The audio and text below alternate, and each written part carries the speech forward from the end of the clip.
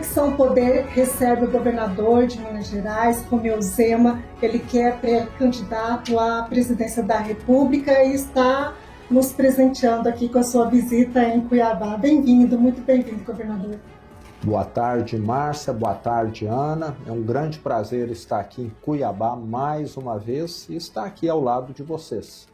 Como é que tem sido essa sua passagem por Cuiabá? Já não é a primeira vez, mas esse agora é um momento político atípico, né? Sim, eu pertenço ao Partido Novo, estou aqui hoje, o principal motivo é uma reunião com os governadores que nós teremos à noite, mas eu acabei aproveitando e atendendo uma série de compromissos do Partido Novo, então tivemos logo cedo já uma entrevista. Depois tive uma reunião com pastores das igrejas que o partido convocou, depois uma reunião com empresários, com correligionários do partido e agora estou aqui com vocês. E ainda vou ter amanhã cedo mais alguma coisa. Me parece que teremos, já está quase que confirmado, uma reunião na Federação das Indústrias do Estado do Mato Grosso, que é a FIENT. Exato, deverei estar lá, coincidiu deles terem uma reunião exatamente nessa data em que eu estarei aqui. E tem sido muito bom, porque o partido cresceu muito aqui no Mato Grosso, em termos de vereadores, de prefeitos, temos já um deputado estadual e tem um potencial muito grande. O Mato Grosso é um estado de direita, e o Novo tem propostas exatamente nessa linha, e com gente competente. Então, estou aí para mostrar que o trabalho que nós fizemos em Minas Gerais, que já deu excelentes resultados, pode ser levado para diversas cidades via vereadores, prefeitos e deputados. Governador, como o senhor diz, Partido Novo tem os valores de direita.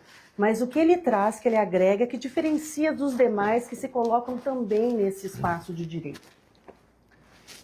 Eu falo, Ana, que se o Novo fosse um automóvel, ele seria uma Hilux SW4. É um carro que todo mundo deseja, quer, mas não é o carro mais popular, porque nem sempre você consegue. Mas primeiro, o Novo tem algumas coisas que os diferencia de partido de esquerda. Vamos na primeira delas. Gente muito qualificada e ficha limpa. Eu tenho, lá no governo de Minas, o menor secretariado de todos os estados do Brasil. São 14 secretarias. E olhe que Minas Gerais é o segundo estado mais populoso. Nós temos prefeituras no Brasil e são muitas que têm mais de 14 secretariados. E geralmente secretarias acabam sendo para poder dar cargos. E todos os meus secretários passaram por um processo seletivo. Eu não conhecia nenhum há 7 anos atrás, quando eu fui eleito. Se o Brasil quer ganhar a Copa do Mundo, o Brasil vai levar craques ou parentada e companheirada? Eu acho que deu para entender aí, não é? Faz sentido. Então, um dos pontos é esse: ficha limpa, gente competente. Segundo, transparência total. Minas Gerais, quando eu assumi, no quesito transparência pública, era o 22º lugar. Hoje é o primeiro, junto com o Espírito Santo. Tudo que eu gasto, que envolve recurso do Estado, um voo que seja, que eu usei uma aeronave do Estado, o mês que vem está no portal da transparência. Para onde eu fui, o que eu fui fazer e quem foi comigo. Por que lá em Brasília fica 100 anos sob sigilo? Para os nossos bisnetos, tataranetos. Então, é porque não pode mostrar. Quem faz o certo pode. Então, nós batemos muito nessa questão da transparência. Empresa de capital aberto, que não é um ente público, é obrigado a mostrar os dados. Por que um ente público, um governo federal, que é sustentado pelos 210 milhões de brasileiros, não pode mostrar?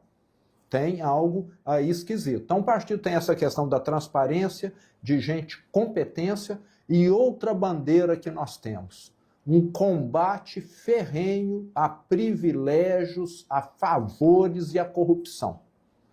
tem um governo que não teve nenhum escândalo.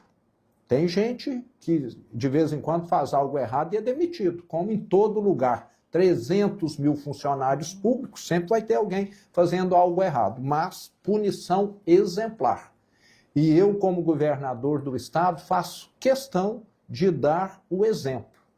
Todo governador de Minas, até eu ser eleito, viviam como imperador de Minas, num palácio, com 32 empregadas, garçons, mordomos, governantas, cozinheiras, não sei mais o quê. Eu moro na casa que eu pago o aluguel, já que eu sou do interior, tive de mudar para Belo Horizonte. Em vez de 32 empregadas, tem uma empregada que eu pago. Em vez de ir e voltar de helicóptero, como o governador do PT fazia, a minha casa é próxima do local de trabalho, eu vou e volto de carro. Só isso aí dá uns 5 milhões por ano. E exijo mesmo de quem trabalha comigo. E como governador do estado, eu continuo vivendo do mesmo jeito, vestindo as mesmas roupas, comendo a mesma comida, com o mesmo estilo de vida. E antes, quem era governador saía da Peble para ser imperador de Minas Gerais. E comigo continuo o mesmo. Então, são valores que o novo preza. Nós gostamos de responsabilidade, de prestar contas, de gente competente. Sei que a direita tem muita coisa a ver conosco, mas às vezes não vai nessa linha. Quer distribuir um cargo, quer fazer um favor. Então, nós somos uma direita que vai bem alinhada com essas propostas. O senhor foi do PL? Fui quando eu era jovem, porque um primo meu foi candidato e pediu para me filiar, mas nunca exerci. A minha participação política, até eu ser candidato em Minas Gerais, era negativa, não era nem nula, porque na empresa que eu administrava, Ana, eu proibia político de entrar. Eu falava, nós estamos aqui para sermos uma empresa mais eficiente. Política é da porta para fora. Nunca tinha almoçado com um prefeito, com um deputado estadual, federal, eu era avesso à política. Então eu até falo que com 54 anos, que foi quando eu fui eleito, teve uma virada de chave muito grande na minha vida e eu estou pagando, hoje eu reconheço, a minha omissão política com juros, multa e correção monetária. Porque hoje eu estou totalmente dedicado à vida pública, mas a minha vida pregressa, eu tinha esse total afastamento. Sei que é errado, mas era a visão ingênua que eu tinha. Eu estou ralando aqui no setor privado, com certeza tem gente ralando lá no setor público. E sabe o que foi que fez a ficha cair? A recessão que nós tivemos em 2015 e 2016.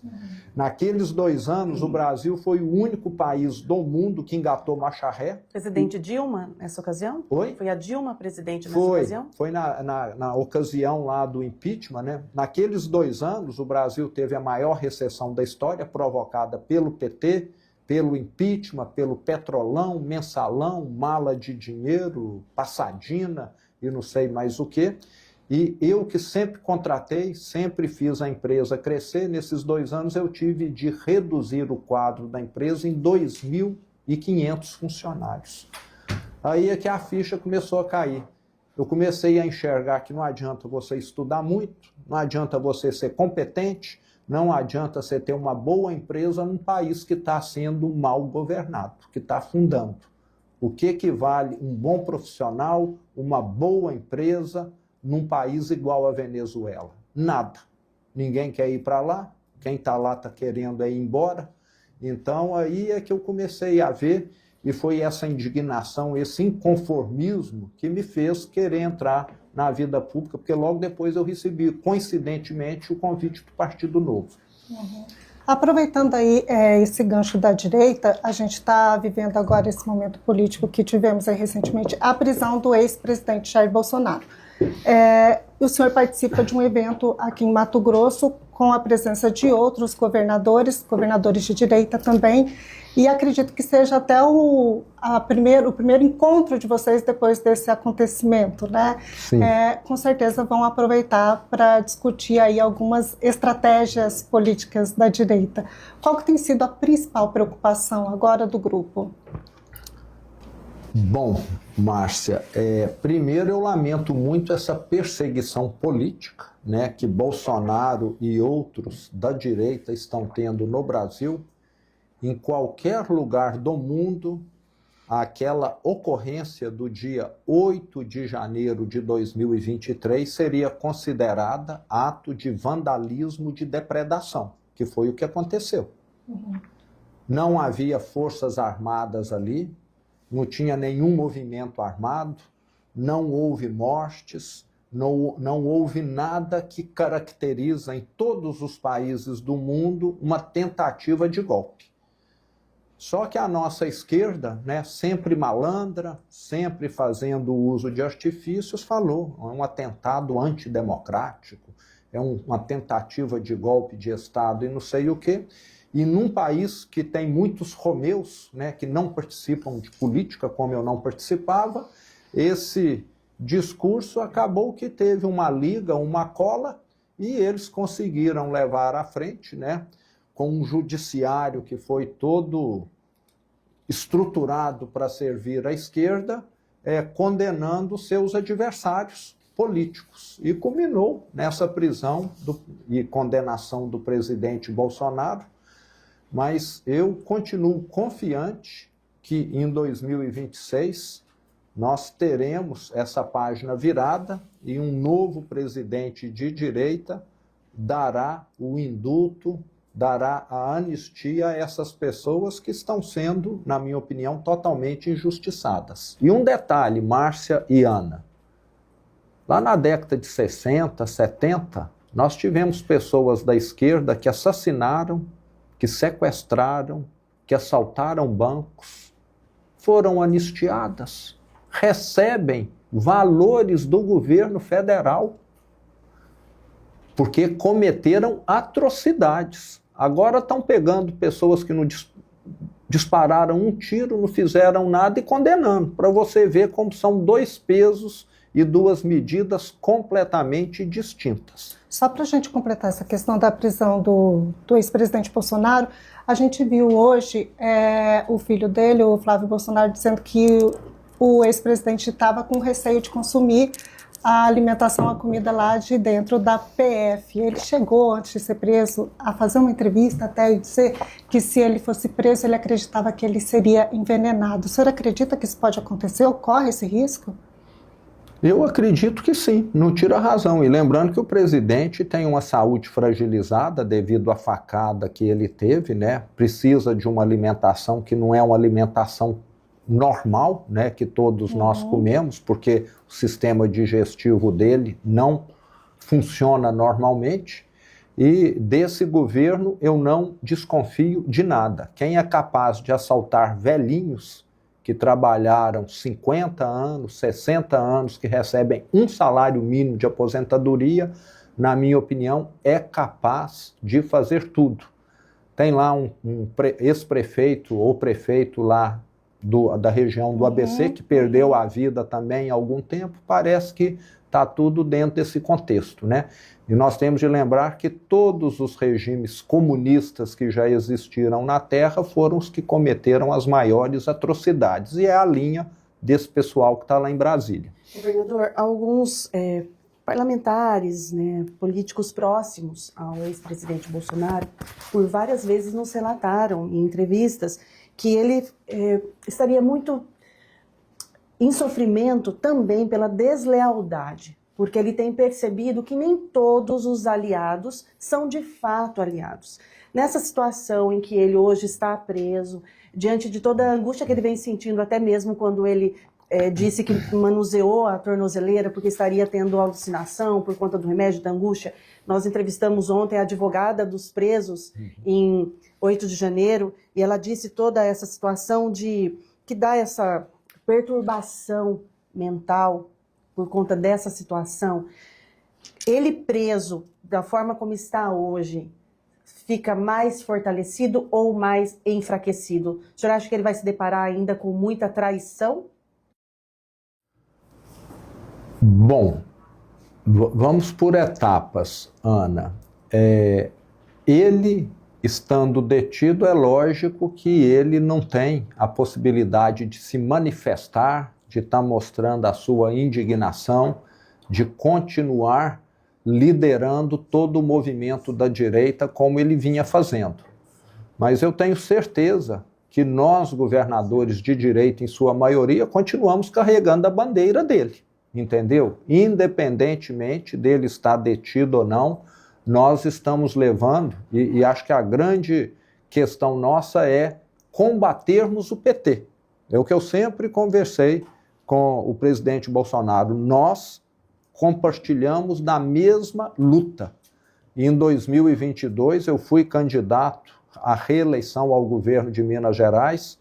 Ele, por questões partidárias, apoiou, né, um outro candidato. Eu ganhei em primeiro turno e estive com ele durante 3 semanas no interior de Minas, em Belo Horizonte, fazendo campanha para o segundo turno dele. Conseguimos avançar do primeiro para o segundo turno 600 mil votos, mais de 500 mil de votos, o que é muito expressivo. Então, eu acredito que essa batalha continua e que nós vamos eleger um presidente em 2026 e que daremos o indulto, a anistia a ele. E queremos vê-lo solto. Ele foi quem resgatou a direita no Brasil, ele merece a nossa solidariedade nesse momento, merece o nosso respeito, consideração, e é lamentável essa perseguição que a esquerda tem feito com relação a ele, até porque ele é a maior figura da direita. Teremos eleições polarizadas vindo por aí. Teremos, mas está muito claro também, Ana, que o brasileiro começa a cansar desse extremismo, né? De um tá mandando pedra no outro, de um tá agredindo o outro. E vejo que nós, governadores de centro-direita, temos todos, acho que sem exceção, um discurso mais moderado. Eu, como um bom mineiro, os outros governadores, acho que isso é aquilo que o brasileiro mais quer. Nós queremos valorizar a família, nós queremos um Estado menor para não ter de aumentar impostos ou até reduzir impostos, que é o que a direita quer. É um país mais seguro, aonde não tenhamos mais esse recorde de homicídios por ano, né? O Brasil é recordista mundial há muito tempo de homicídios, 45 mil homicídios por ano. É como se todo dia caísse um avião com 140 pessoas. É uma guerra, né? E isso passou a ser visto com naturalidade pelos políticos. Não pode. Você concorda? Todo dia, se um avião está caindo aqui, alguma coisa precisa ser feita. E isso tem um custo social muito grande. Na grande maioria são pessoas jovens, pessoas que vão deixar filhos pequenos, pessoas que ainda têm mãe, que causam um sofrimento, uma tragédia familiar, e isso tem um custo social e econômico gigantesco para o Brasil. Então, o que a direita quer é exatamente ir nessa linha. E nós sabemos que a esquerda não entrega isso. A esquerda valoriza criminoso, até lembrando, né, que os presidiários votando, o Lula teve mais de 95% dos votos dos mesmos, o que deixa claro que quem é criminoso vota em gente da esquerda. Recentemente o senhor se posicionou até mesmo nas redes sociais, tem até uma frase que eu anotei aqui: Minas não vai ser quintal de terrorista. O senhor defende a ideia das facções elas serem equiparadas aos terroristas. A segurança pública no país como um todo, ela está avançando, e o senhor conseguiu em Minas reter esse avanço de outros estados? Sim. Na nossa gestão, a segurança em Minas avançou muito, Ana. Eu posso hoje falar com orgulho que as facções, as organizações criminosas não controlam um quarteirão em Minas Gerais. A nossa polícia tem acesso a todas as vias públicas de qualquer cidade de Minas. E a nossa resposta tem sido a mais rigorosa possível. Vamos pegar a questão de invasão de terra. Em Minas, a ordem teve invasão de terra, presença imediata da Polícia Militar para estancar. Se entraram 15 pessoas, vai ficar 15. Não vai virar 200 nem 5 mil, como acontecia no passado. Que aí você torna insolúvel o problema. Então, zero invasão de terra. Entraram 15, nós vamos negociar e depois aquilo vai ser resolvido com o tempo. Mas não vai continuar entrando ninguém. Novo Cangaço, que era um terror em Minas Gerais. Durante o governo do PT em Minas, que não combatia criminosos, nós chegamos no ano de 2016 a termos 263 ocorrências daquele tipo de ação que os criminosos, num grupo de 20, 30, chegam numa cidade pequena, incendeiam caminhões, automóveis em frente ao quartel, a polícia civil, para imobilizar a força de segurança local, utilizam escudo humano, gente inocente amarrada no capô de um carro ou dentro de um carro, para poder explodir agências e caixas bancários. Numa cidade de 5 mil, 10 mil, 20 mil habitantes, espalham o terror e fazem o que bem entendem, durante 1 hora, 2 horas ali espalhando terror. Em 2021, a nossa polícia militar, juntamente com a Polícia Rodoviária Federal, detectou movimentos de suspeitos lá no sul de Minas, em Varginha. 28 criminosos alugaram uma fazenda, estavam lá todos muito bem armados, estruturados, com bombas, etc., para poder fazer essas ações nas cidades no entorno ali. Foram detectados, a polícia chegou na fazenda, foi recebida a tiros. Resultado, 28 mortos por parte dos bandidos. Depois disso, teve um declínio muito acentuado. Então, criminalidade você combate com medidas assim. Não é mandando recado, não é mandando flores, como o nosso presidente julga. Você combate quem te recebe a bala com bala. Agora, se estiver disposto a se entregar, que se entregue, como aconteceu lá no Rio de Janeiro. Essas ocorrências do Novo Cangaço, que foram 263 em 2016, sabe quantas nós tivemos o ano passado em Minas? 1. Então dá para ver que criminoso, antes de pôr o pé em Minas, ele pensa, porque ele sabe que ali a resposta vai ser uma, o que não é o caso dos estados governados pela esquerda, que tem essa tolerância e até visão romântica do crime. Em Minas nós não temos. O senhor classificaria as facções como terroristas? Classificaria, é claro, quem usa escudo humano, quem chega explodindo uma cidade pequena, quem controla território. Quem que foi a população que mais apoiou aquela ação da polícia que aconteceu no dia 28 de outubro no Rio de Janeiro? As pessoas que moram na comunidade que sofre com crime organizado. Aquelas pessoas, a grande maioria dos brasileiros não moram, né? Mas nós já temos milhões que moram. Aquelas pessoas pagam mais caro pela energia, pela água, pela internet, são extorquidas. Se alguém lá tem uma vendazinha, um pequeno comércio, tem de pagar uma mesada para o dono da facção lá, o comandante da facção. Se você é mãe de uma moça bonita e ele achar a sua filha bonita e fizer um convite, ou você vai ter de mudar para o outro lado do país, ou você vai estar correndo risco de vida se quiser proteger a sua filha. Então, é um mundo cão. Por isso que aquela população apoiou, né? E quem tem carro lá, muitas vezes não tem nenhum direito de usar o carro porque tem barricada. É controle de território aonde o poder público municipal não acessa, o poder público estadual não acessa e nem o federal.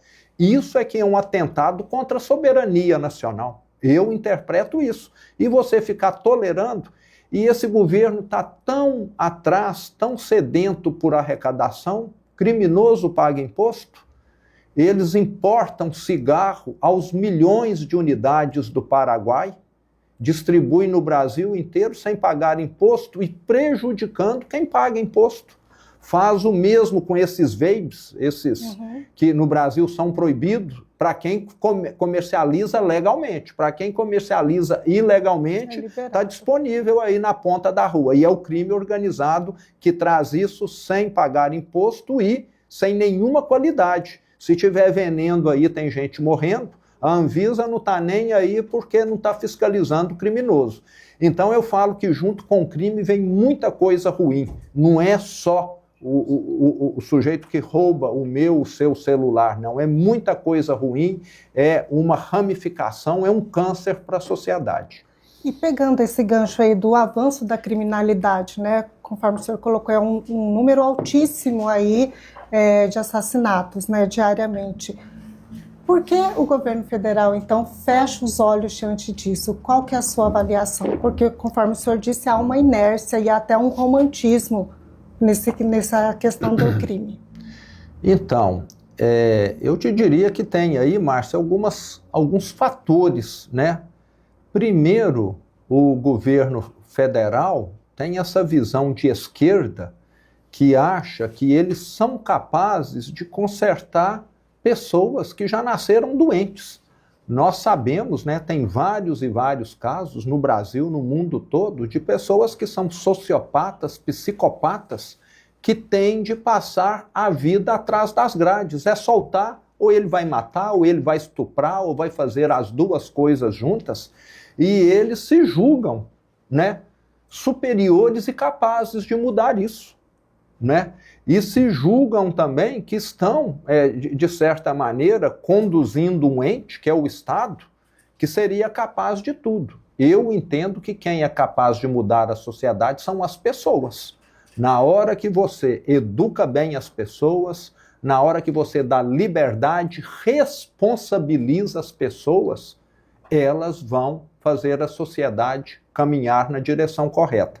E eles acreditam nesse Estado paternalista, né? É o pai que não pode exigir muito do filho, porque o filho é um coitado, né? Acreditam na vitimização, né? Então é uma visão distorcida, e também nós temos de lembrar que eles dependem disso para sobreviver eleitoralmente. Enquanto tem um povo que não é esclarecido, que não é cobrado devidamente, você tem gente que só vive do Bolsa Família, acha que isso é normal, acha que não precisa ser mais esclarecido, acompanhar. Então, o que eles querem é o seguinte: deixa eu ficar aqui no governo, eu estou usufruindo de privilégios, estou distribuindo favores, fica aí no seu cantinho, não quero ninguém muito crítico na sociedade, não. E os bandidos me ajudam nisso aí, porque muitas vezes estão financiando candidatos da esquerda, é bom lembrar, candidatos da esquerda e crime organizado tem um elo muito grande. Sempre que tem um escândalo financeiro aí, pode saber que tem políticos da esquerda que estavam mamando naquela instituição ali, como teve o caso recente aí de um banco. Sobre o fortalecimento da direita que o senhor estava colocando agora há pouco, né? O senhor é pré-candidato à presidência, já afirmou que continua sendo, vai até o fim com sua candidatura, e nós temos também outros nomes da direita que têm essa pré-candidatura já colocada e ainda tem algumas outras discussões. Isso não racha? Qual que é a estratégia? Então, diferente de quem está longe de fora pensa, nós somos mais fortes caminhando em várias pessoas e não em uma só, como aparentemente seria a lógica. Então vamos dar detalhes aqui. Primeiro, eu estive com o Bolsonaro há 4 meses atrás para comunicá-lo em primeira mão que eu seria pré-candidato à presidência, e o que ele achava. Sabe qual foi a resposta dele? Falou: Zema, quanto mais candidatos à direita tiver, melhor para a direita. Bolsonaro me falou isso. E faz sentido. E por quê? Em Minas Gerais, com certeza, nenhum candidato seria tão bem votado quanto eu, que sou conhecido dos mineiros por ser o governador. Uhum. Em outros estados, que são governados por bons governadores da direita, você aplica esse mesmo raciocínio. Isso significa o quê? Que num primeiro turno, a direita tendo 2, 3 ou 4 candidatos, que é o que deve ocorrer, ela terá mais votos do que teria se tivesse um. E nós estaremos juntos no segundo turno. E vamos transferir esses votos do primeiro. Então, a lógica é essa. Para quem está de fora, pode parecer que está rachado, que não está tendo união, mas no segundo turno nós estaremos todos juntos contra a esquerda, levando esses votos do primeiro turno, qualquer que seja o candidato anti-esquerda no segundo turno. Então, estou muito confiante, o brasileiro está cansado do que está acontecendo, dessa criminalidade alta, o brasileiro já viu que ficar 10, 20 anos recebendo Bolsa Família não melhora a vida dele, ele quer desenvolvimento econômico, ele quer dignidade, um emprego bom, e o que nós já mostramos, é possível fazer em Minas Gerais. Em Minas Gerais nós recebemos um estado arruinado pelo PT, e desde então levamos um número recorde de investimento, mais de R$500 bilhão de investimentos privados, um estado que voltou a ter credibilidade, que tem energia elétrica disponível, que tem uma infraestrutura, estamos recuperando tudo, e que criou 1 milhão de empregos com carteira assinada. Isso é mais do que muitos países do mundo. Em Minas nós mostramos e o mineiro aprovou. E se o mineiro aprovou, o brasileiro apoia, porque Minas é uma amostra quase que perfeita do Brasil. Uma parte do Centro-Oeste está lá, uma parte de São Paulo, do Rio e do Nordeste também.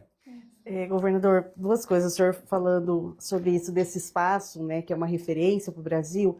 Me corrija, por favor, se essa informação estiver equivocada. Fazendo pesquisa, identifiquei que em 2024 o senhor teria anunciado a criação de uma frente política em defesa do protagonismo do Sul e Sudeste. Isso é real? Isso não causou rejeição em outros estados? O que seria essa frente política em defesa dessas regiões? E nós aqui, Mato Grosso, Centro-Oeste. O movimento que aconteceu foi em 2019, em março, bem no início da minha gestão. Nós tivemos uma reunião em Belo Horizonte com a presença de diversos governadores do Sul e do Sudeste e definimos pela criação do COSUD, Consórcio Sul-Sudeste. Os estados do Sul e do Sudeste, Ana, por ser talvez os mais populosos, né, nós temos de lembrar que temos aí São Paulo, Minas, Rio Grande do Sul, que tem uma grande população, mesmo Paraná.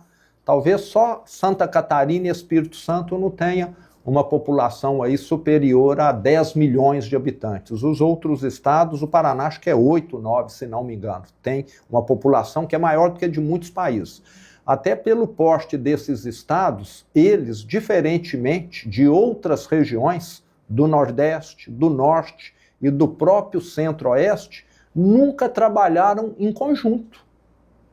Se o Nordeste trabalha em conjunto, o Norte trabalha em conjunto, o Centro-Oeste trabalha em conjunto, tem o consórcio do Centro-Oeste, por que que o Sul e o Sudeste não pode? Nós não estamos trabalhando contra o Brasil, não. Nós estamos trabalhando a favor do Brasil. E vamos ter, inclusive, a semana que vem, a 14ª reunião, encontro do COSUD, lá no Rio de Janeiro. Nesses 7 anos, fizemos 14 reuniões, com a presença de todos os governadores, secretariados, e isso tem sido muito benéfico, porque na questão da segurança pública nós tivemos um avanço muito grande nesses estados. As nossas polícias conversam muito entre si. Nós temos muitas operações em conjunto, Minas Gerais com São Paulo, Minas Gerais com Goiás, apesar de não ser do COSUD, temos operação em conjunto. Nós estreitamos esse relacionamento, as nossas fiscalizações têm feito também operações em conjunto.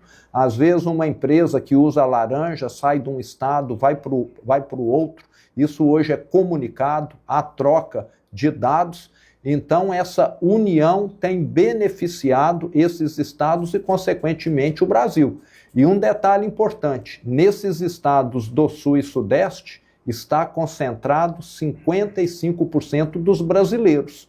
Agora tem gente que ficou incomodado, não sei por quê. E são os estados mais seguros do Brasil, com as menores taxas de criminalidade, os que têm maior renda do Brasil e aqueles que com toda certeza mais podem contribuir.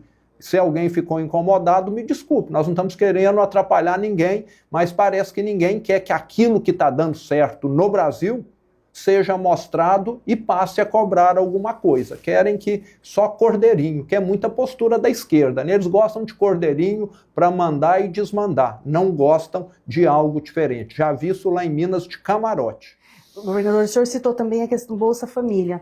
Qual a sua opinião sobre esse programa social? Sendo eleito presidente da República, esse programa teria algumas alterações? Porque é um programa que hoje são 18 milhões de beneficiários.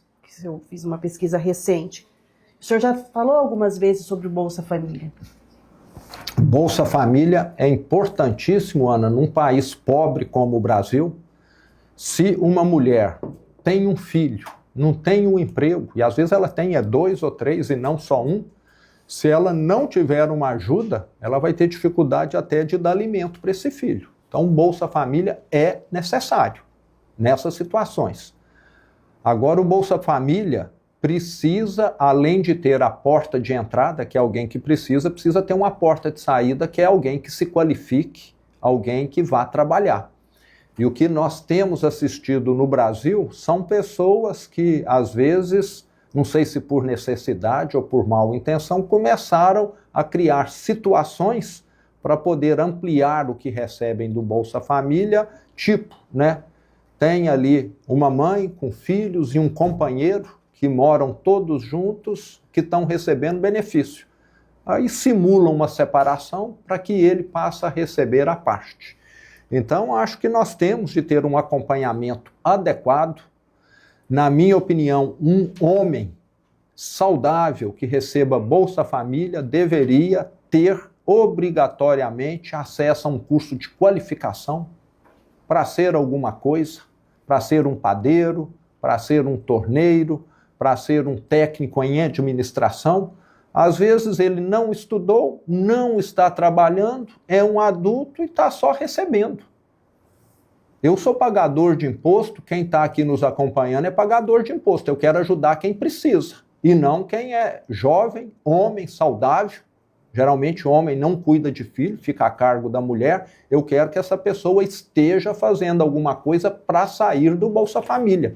E já até falei que sou favorável à empresa que concede emprego, que treine uma pessoa que está no Bolsa Família, que durante 1 ano, 2 anos, aquele cargo que ela deu, aquele trabalho que ela deu para quem saiu do Bolsa Família, fique sem encargos sociais. Ela não recolher para o governo, porque o governo vai estar economizando muito mais do que estaria recolhendo ali, tirando uma pessoa do Bolsa Família. Então, o Brasil, nesses últimos anos, se transformou num país extremamente paternalista, dando Bolsa Família para quem precisa, mas não tendo uma porta de saída. Eu tenho certeza que pode ter reclamação no início, mas depois as pessoas vão falar, não, certo é isso aqui mesmo. Se eu estou recebendo, eu vou frequentar esse curso aqui, porque ao longo aqui de 6 meses, de 1 ano, não sei quanto, eu vou me qualificar e ter condição. Hoje nós enfrentamos um problema que não é só de Minas, é do Brasil, Ana, que é o quê? As empresas terem vagas em aberto e as pessoas não quererem trabalhar ou não terem a qualificação, um dos dois. Então nós temos de sanar esse problema. Qual país que vai dar um salto de desenvolvimento tendo gente recebendo auxílio do Estado desde os 18 anos até os 80? Que país que é esse? Nós temos de dar um jeito dessas pessoas passarem até ter uma vida melhor, porque ninguém que recebe Bolsa Família vive bem. Nós sabemos disso. Então, é preciso criar mecanismos de saída desse auxílio. Isso é que eu sou favorável, sem deixar de lado o atendimento a quem precisa. Governador, só concluindo essa questão dos candidatos, eu queria voltar um pouquinho ali. O senhor comentou com a gente que os governadores de direita têm tido um discurso bastante alinhado, um discurso que não é extremista, né, mais ou menos o mesmo padrão ali vocês vêm seguindo. temos o seu nome como pré-candidato, temos outros nomes também aí da direita, e o governador Mauro Mendes faz parte também desse grupo de governadores aí de centro-direita. Ele tem colocado o seu nome aí para... Bom, a gente tem especulado que ele sai candidato ao Senado, mas a senhora acha que ele seria um bom nome também para compor esse grupo da direita na disputa à presidência? Já que o senhor disse, em Minas, ninguém vai ter mais voto do que eu, né? E aqui ele tem a maioria das intenções de voto. O Mauro é uma pessoa que eu admiro, foi eleito junto comigo em 2018, só que eu acho que ele já tinha uma experiência política prévia, né? Foi prefeito de Cuiabá, já tinha mostrado, e talvez até por isso foi eleito governador, diferente de mim, que foi a minha primeira eleição, nunca tinha tido contato com o setor público. Nesses 7 anos que eu sou governador ao lado dele, só vi pontos positivos. O nosso alinhamento é muito grande e ele seria um ótimo nome, com toda certeza. Ele nunca me confidenciou nada que ele pretende fazer a respeito de 2026, mas ele seria um ótimo nome, o Brasil estaria em ótimas mãos e espero que ele faça a melhor escolha para o Mato Grosso e para o Brasil. Se ele for para o segundo turno, já te falo que ele tem meu apoio. E hoje vocês têm esse alinhamento político no qual o governador Mauro Mendes vai participar também, né? A senhora acha que podem sair aí novos nomes agora, com esse advento aí da prisão do Bolsonaro? Pode vir mais novos nomes agora?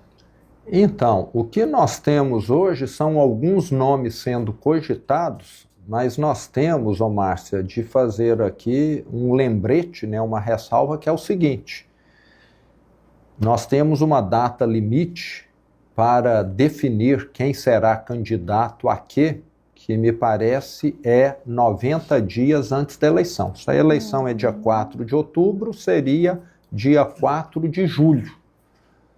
E a posição desses pré-candidatos na véspera do dia 4 de julho é que vão sinalizar se alguém vai querer disputar a presidência, se vai querer ir para o Senado, ou vai querer outra coisa. Tem chão ainda. Tem muito chão. Então, qualquer definição agora seria prematura. No meu caso, está definido que eu irei até o final, até porque eu sou um candidato meio diferente, né? Eu estou na política por livre e espontânea vontade, porque acredito, sou um inconformado, um indignado, não tenho nenhuma pretensão de carreirismo político e represento um partido que é pequeno, que quer crescer e que tem boas propostas, então é um caso um pouco diferente. Agora, aquelas pessoas que querem permanecer na política, no dia 4 de julho de 26, vão analisar assim, minha chance aqui como presidente é quantos por cento? É 20%? Minha chance no Senado é quanto? É 70%? O que é melhor? Eu tenho uma chance de 20 ou de 70? Então, aí eles vão estar definindo. Eu já vi isso diversas vezes. Na minha campanha em 2018, eu vi nomes serem retirados pelo partido político. O partido político chegou para fulano, você não vai ser mais candidato a governador, você vai ser candidato a senador. Vi isso lá em... O partido decide, tem força. Já vi partido político chegar lá em 2018 e falar, você não vai ser mais candidato aqui em Minas, nós vamos apoiar outro partido, porque fizemos um acordo lá em outro estado. Tiraram o nome lá que ia disputar comigo. Então tem essas questões partidárias também que se sobrepõem a questões de caráter pessoal. Então vai ter muita mexida no tabuleiro até lá, e o que eu falo é o seguinte, é ter paciência. Qualquer tentativa de prever o cenário agora nós querermos prever se no dia 4 de outubro de 26 vai chover ou fazer sol, se vai estar quente ou mais frio, e por aí vai. Então é infrutífero. Tem de esperar o momento certo. Governador, na sua opinião, qual o principal desafio para o gestor do Brasil? E o senhor citou também muitos pontos positivos de Minas, mas qual o principal desafio que o senhor tem no estado? Como o senhor avalia Brasil e Minas, seus principais desafios para seus gestores? Eu diria que temos um problema semelhante. Apesar da população muitas vezes não perceber, Ana, isso tem reflexo em tudo. Tem reflexo na saúde, na segurança, na educação, na infraestrutura, que é a questão de equilíbrio fiscal. Tem uma frase do Paulo Hartung, que eu admiro muito, ex-governador do Espírito Santo, que é a seguinte: quem toma conta das contas, toma conta do povo. E a mais pura verdade, um pai de família que tem as contas controladas, na hora que o filho precisa de um medicamento, ele compra. Um pai de família que tem as contas controladas, na hora que o filho precisa de qualquer coisa referente à educação, ele consegue arcar. Quem só tem dívida, não controla nada, vai deixar a família na mão. E com um prefeito, com um governador e com um presidente, a mesma coisa. E eu que recebi um estado arruinado pelo PT, sei muito bem. Sou governador há 7 anos. Até hoje, Ana, eu estou pagando parcelamento de dívida que o PT fez. Uma delas com o Tribunal de Justiça de Minas Gerais, que ele foi lá e sacou os depósitos judiciais, e outra que eu ainda estou pagando é com os 853 municípios de Minas. Porque o PT foi muito justo, parece que ele não é justo, mas em alguns momentos ele é. Ele conseguiu assaltar igualmente os 853 municípios de Minas Gerais, do menor até a capital Belo Horizonte, assaltou todos. E até hoje, todo mês, eu mando 100 milhões de reais a mais por mês, não sei, o valor é aproximadamente esse, mensalmente, para os municípios, que foi o assalto da saúde. Os outros assaltos eu já devolvi, o assalto do ICMS, do IPVA. Recursos. O município tem obrigação por lei, igual um assalariado, de receber os repasses do governo do estado. E o governo do PT não fez.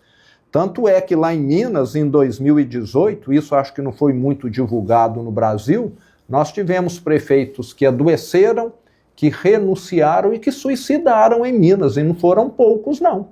Porque fazer a gestão de uma cidade sem receber esse dinheiro é impossível. É igual um pai de família, você fala, a partir de agora eu vou te pagar só metade do seu salário e você se vire.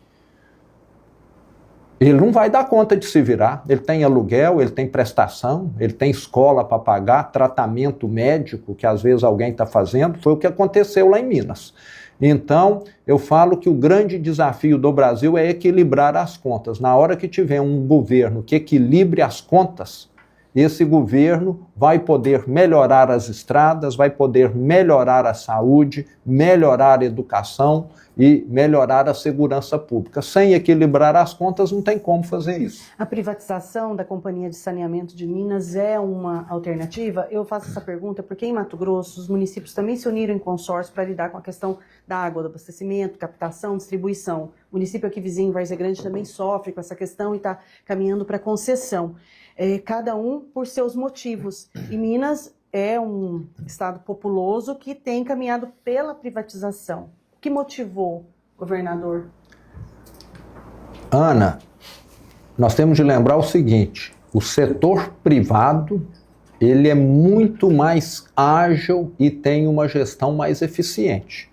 Vou te dar aqui um exemplo para provar isso, porque um exemplo às vezes esclarece. Lá em Minas nós temos a rede FEMIG, Hospitais Públicos de Minas Gerais, rede FEMIG. E temos hospitais privados que atendem pelo SUS.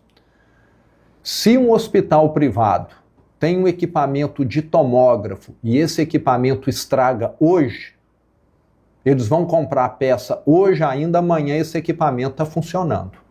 Se é no hospital público, nós temos que fazer uma licitação. Talvez daqui a 90 dias esse equipamento volte a funcionar. Porque nós somos engessados. Eu não posso comprar daquele fornecedor porque eu conheço ele, porque eu gosto, porque ele é confiável. Eu vou ter de comprar no menor preço e às vezes vou comprar uma peça que não é a melhor, mas é o que a lei determina. Então, o público é engessado. Isso acontece com a nossa Copasa, que é a Companhia de Saneamento Básico. Ela vai trocar os canos de uma adutora, ela precisa fazer uma licitação. Uma obra que numa empresa privada seria executada em 60 dias, na Copasa vai levar 1 ano. E às vezes não vai ficar bem feita porque a empresa que ganhou não é a que executa melhor, mas é a que deu o melhor preço. Então, é simplesmente impossível você ter eficiência dentro desse contexto. É necessário passar para o privado executar, mas o governo pode bancar. Os melhores hospitais do Brasil são de gerenciamento de gestão privada, atendem pelo SUS, muitos 100%, só atende SUS, mas recebe dinheiro do governo, ou do município, ou do estado, do governo federal, porque eles têm essa agilidade, essa eficiência que o público não tem. Outra questão no público, se eu vou contratar gente, está faltando médico, eu preciso fazer um concurso público, aí eu vou levar 1 ano para contratar um médico. Você está entendendo? O privado contrata, amanhã está funcionando. Então, é assim, uma ilusão achar que uma empresa pública vai prestar bom serviço. Ela não tem agilidade. Outro problema também, muitas vezes ela é utilizada para fazer politicagem. Eu recebi em Minas Gerais, essas empresas eram cabides de emprego. Estavam muito mais preocupadas em distribuir favores do que atender as pessoas. Por isso que a esquerda adora estatal, porque ali fica distribuindo favores, contratando serviços de quem contribui com campanha, etc. E no caso de Minas ainda tem um agravante. O grande sócio da Copasa é o estado de Minas. Um estado que deve 180 bilhões. A Copasa precisa investir bilhões e bilhões. Você acha que o estado tem condição de fazer aporte de capital? Não tem, mas o privado tem. E vai executar a obra com muito mais rapidez. Então, eu te diria que nós temos de nos curvar aos fatos. No mundo inteiro é assim. E não vai ser diferente aqui no Brasil. Agora que os contratos, Ana e Márcia, de concessão sejam muito bem feitos. Se a empresa de energia elétrica deixou faltar energia mais do que o que está no contrato, que tem uma multa pesadíssima para ela, para forçar a ela a fazer investimentos na melhoria da rede, o mesmo com relação ao fornecimento de água e por aí vai. Não sou favorável a fazer negócio de compadre de forma alguma. Tem de fazer um contrato muito bem feito, com penalidades, com exigência de investimentos. Aí sim você vai ter uma concessão bem feita. E quer exemplo melhor do que esse aqui? Eu sou mais velho, né? Eu sou da época da Telemig, Telecomunicações de Minas Gerais. Ela tinha um monopólio de telefonia. Em Minas Gerais, quem queria ter telefone fixo ou celular dependia da Telemig. Muitas vezes você tinha de esperar 1 ano, 2 anos para ter uma linha ou um aparelho. Você não tinha comparação de preço e o Brasil precisa caminhar para essa questão de ter opção no setor de energia elétrica, como tem com telefonia. Uhum. Governador, aproveitando aqui para a gente concluir falando sobre esse gancho da gestão fiscal que o senhor colocou agora há pouco, de como o senhor pegou o estado de Minas, né? Na sua avaliação, como é que vai ficar, como é que o PT vai entregar ao Brasil no final dessa gestão e ainda como pode ficar o país se ele continuar no poder? Márcia, o presidente Lula gaba-se, né, muitas vezes de estar apresentando bons números na economia. Desemprego está caindo, a economia está crescendo, tá, mas com uso de anabolizante, de bomba, de esteroide. Igual esse pessoal que vai para a academia, quer ficar todo forte, começa a usar. A princípio vão ficar fortes, mas daqui a alguns anos, problema cardíaco, problema hepático, problema renal, problema arterial, problema de impotência e por aí vai. A economia do Brasil está sendo inflada, inchada e não crescendo. Nós estamos repetindo, Márcia, o mesmo que aconteceu com a Dilma há 10 anos atrás, há 12 anos atrás. Tudo parecia uma maravilha e na hora que nós vimos aquilo não tinha nenhum fundamento. E na hora que tiver de corrigir essa rota, o remédio é muito amargo. Tivemos a maior recessão da história em 2015 e 2016. E tudo indica que nós vamos ter algo semelhante caso não haja uma mudança muito grande nessa condução da gastança. O Brasil tem uma dívida, um déficit anual que só tem crescido ao longo do governo do Lula. Isso faz com que a dívida nossa tenha tomado um caminho de descontrole. Por isso que nós temos uma das maiores taxas de juros do mundo, que tem de ficar claro, penaliza quem essa taxa de juros alta? O pobre. O pobre é que paga a prestação, que financia a moto, o celular, a casa. Ele é que é penalizado. Esse governo fala que dá com uma mão, mas está tirando com a outra mão de quem é pobre.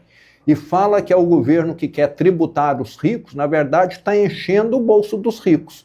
Porque quem tem 1 milhão, 10 milhões, 50 milhões aplicado, está rindo até aqui com esse rendimento de Selic a 15% ao ano, que é o mínimo que ele vai estar ganhando aí de remuneração pelo seu dinheiro. E quem está pagando essa conta, como eu falei, são os brasileiros, principalmente os pobres. Então essa situação tem limite. Não dá para isso continuar 1 ano, 2 anos, 3 anos. É igual quem toma esteroide. O problema, o efeito colateral começa a aparecer em determinado ponto. Só não sabemos se vai ser daqui a 4 meses, 8 meses ou 1 ano e meio. Mas que vai aparecer, vai, porque nenhuma economia do mundo, todo economista sério sabe, tem crescimento sustentável como ocorre com o Brasil hoje. É uma bomba que está prestes a explodir, então. Uma bomba relógio. Vai explodir em algum momento. Não tem como dar certo. Chame algum economista aqui e converse com ele sobre isso, que ele vai te responder melhor do que eu. Ana, satisfeita? Ficaria, mas... Ficaríamos mais umas 3 horas aqui, mas, né? dizendo que o nosso tempo chegou ao fim. Governador, um prazer receber o senhor no Conexão Poder, nossa primeira entrevista, que tenhamos outras ainda, várias Certamente, outras, né? Voltarei ao Mato Grosso, não será a última vez de forma alguma. Estarei aí em 2026 levando as minhas propostas, as propostas do Novo, que tem crescido muito aqui no estado, e voltarei. Encontraremos mais. Leve o nosso abraço para Minas Gerais. E fica o presente do Conexão muito Poder. grato. Leve para Minas Gerais, para o senhor tomar um cafezinho lá. Agradeço Minas, né? muito. Fica o espaço aberto, caso tenha algum assunto que a gente não tenha colocado. Eu quero dar os parabéns aqui para vocês pelas instalações aqui, por terem mulheres aí tão bem preparadas para estar conduzindo. E fica aqui o meu abraço a todo matogrossense, por ser um estado aí que sempre é um dos que mais cresce no Brasil, né? Na questão da produção agrícola, da economia e da população também. Um estado jovem, um pouco diferente de Minas, que já é um estado mais envelhecido e que tem um potencial gigantesco e que tem aí um ótimo governador à frente, que é o Mauro Mendes. Aonde ele estiver, ele vai estar fazendo bem para o Mato Grosso, tenho certeza. Muito obrigado, um grande abraço para todos que nos acompanharam. Obrigada.